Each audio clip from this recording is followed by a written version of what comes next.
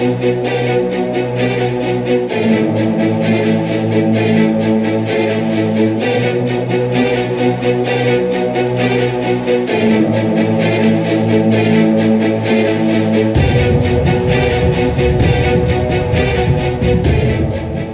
back to Pinoy Guard, where we bring you in-depth analysis on the Philippine military, South China Sea tensions, and the future of our nation's defense.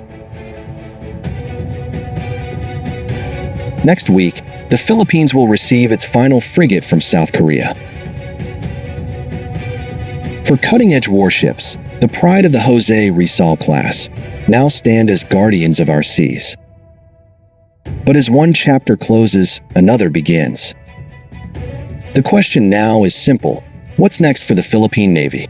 Will Japan's Mogami-class frigates, combined with the transfer of 6 Abukuma-class destroyer escorts, form an entirely new Japanese-built battle group for the Philippines? If so, our Navy will soon wield not one, but 2 modern task forces, one Korean-built, the other Japanese-made. Before we continue our discussion, don't forget to press the like button, subscribe, and the notification bell button from Pinoy Guard.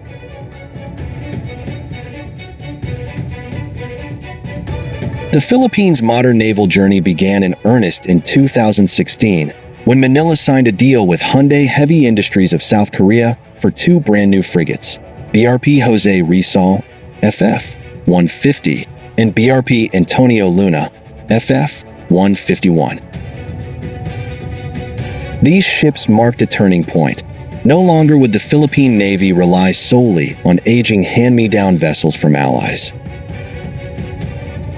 Instead, Manila entered the world of modern, multi-role warships equipped with vertical launch systems, advanced radars, and anti-ship missiles. By 2021, both frigates were commissioned. They became the core of the Navy's West Philippine Sea presence, often shadowed by Chinese vessels but standing their ground. The success of the Jose Rizal-class led to another order, 2 upgraded frigates, the HDC 3100 design, one of which, the future BRP Diego Silang, FFG-07, will be delivered in just days. Alongside these, South Korea is building 6 Offshore Patrol Vessels, OPVs, for Manila.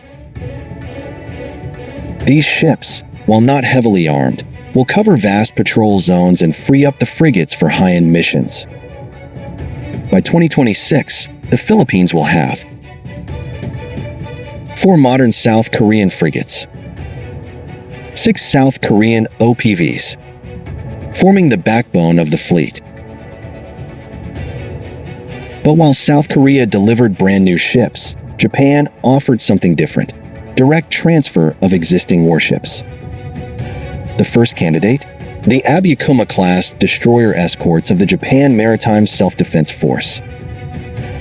Launched in the late 1980s, the Abukuma-class was built for anti-submarine warfare, ASW, and convoy escort. Displacing around 2,000 tons, these ships are smaller than the Rizal-class, but come with a full suite of sonar, torpedoes, and lightweight anti-ship missiles. In short, they are sub-hunters, perfect for detecting Chinese submarines prowling in the South China Sea. Japan has already confirmed that 1 Abukuma will be transferred to the Philippines, and discussions suggest as many as 6 could eventually be handed over. If that happens, Manila gains not just ships, but a ready-made escort fleet to pair with larger surface combatants. This brings us to the Mogami-class, 30 FFM, Japan's newest frigate design. Sleek, stealthy, and bristling with automation, the Mogami-class represents the future of Japanese naval power. Key features include displacement, 5,500 tons, larger than the Jose Rizal-class. Armament, 127mm main gun, 16 anti-ship missiles, CRAM, vertical launch system, VLs, for surface-to-air missiles. ASW power, advanced sonar suites, ASROC anti-submarine rockets, and hangars for ASW helicopters. Stealth, radar cross-section reduced through angular design. Automation, operated with only 90 crew, half the typical complement for its size. For the Philippines, Mogami-class frigates would revolutionize the Navy's capabilities, placing it in the same league as regional powers. Combined with 6 Abukumas, they form a cohesive Japanese-built battle group. If realized, Manila would operate 2 distinct naval task forces. 1. South Korean Battle Group. For Jose Rizal-class /HDC, 3,100 frigates. 6 South Korean OPVs. Focus, surface warfare, patrol, multipurpose missions. 2. Japanese Battle Group. For Mogami-class frigates, no. 6 Abukuma-class destroyer escorts, transferred. Focus, anti-submarine warfare, air defense, allied interoperability. This dual fleet structure would give the Philippine Navy unprecedented flexibility, deploying one task force in the West Philippine Sea while another secures the Sulu Sea or Philippine Sea. How much would this cost? A Mogami-class frigate is estimated at 48 billion yen each, or about US $300 to $350 million per unit. For 4 ships, that totals US $1.2 to $1.4 billion, equivalent to 67 to 79 billion pesos. By comparison, the Jose Rizal-class cost around US $165 million each, cheaper but less capable.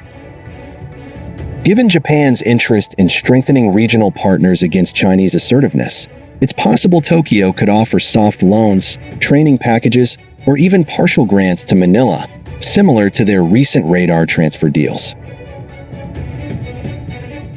China has rapidly militarized the South China Sea with artificial islands, air bases, and missile systems. The Philippines, standing alone, cannot match Beijing's firepower. But with Japanese and South Korean-built fleets, Manila signals that it is not alone, that its warships sail with the technology, training, and backing of 2 of Asia's strongest navies. Abukuma-class ships will provide sub-hunting screens to protect Philippine supply routes and convoys. Mogami-class frigates will bring high-end deterrence, with missiles and air defense able to protect Philippine positions like Pag-asa Island. Together, they form the basis of a credible sea denial strategy, not to beat China outright, but to raise the cost of aggression. Let us imagine the year 2032. In the West Philippine Sea, a Philippine-Japanese-built battle group sails.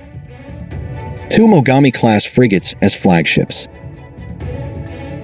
For Abukuma-class escorts, hunting submarines. Supported by long-range maritime patrol aircraft from the Air Force. In the Sulu Sea, a Korean-built task force operates. 2 Jose Rizal-class frigates. 2 HDC 3,100 frigates. 6 South Korean OPVs maintaining patrol coverage. Both groups are linked through a future combat management system, CMS, network, sharing data, tracking targets, and coordinating responses. For the first time in history, the Philippines would have the ability to field 2 fully operational surface combatant groups simultaneously. This is no longer the Navy of the past, reliant on hand-me-down cutters. This is a Navy that projects deterrence, balance, and alliance strength. As the BRP Diego Silang arrives in Philippine waters next week, we should celebrate how far our Navy has come. But we must also look forward. The coming decade will decide whether Manila continues to rely on single partners or whether it diversifies into multiple Allied-built fleets. The transfer of 6 Abukuma-class destroyer escorts and the potential purchase of 4 Mogami-class stealth frigates would not just add ships. It would create an entirely new Japanese-built battle group operating alongside our South Korean-built task force. 2 fleets, 2 allies, 1 Philippines. In a region dominated by uncertainty, the future Philippine Navy may well be remembered not as a small force trying to survive, but as a fleet of guardians, standing firm with allies and prepared to defend every inch of our seas.